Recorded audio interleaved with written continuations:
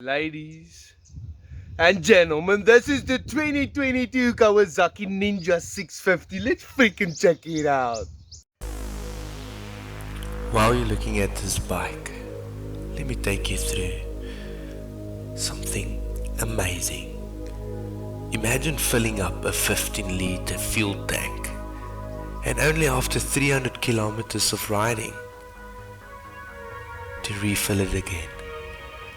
Imagine 66 horsepower and 64 Newton meters of torque to get you just over that 200 kilometers an hour mark.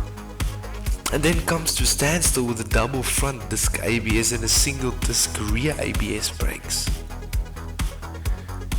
Imagine while doing all of that, looking down at a 4.3-inch TFT screen that can connect to your smartphone and shows you everything except what to say to your wife or your husband when you buy this all new 2022 Kawasaki Ninja 650. Ladies and gentlemen, I approve. Until next time, let the good times roll.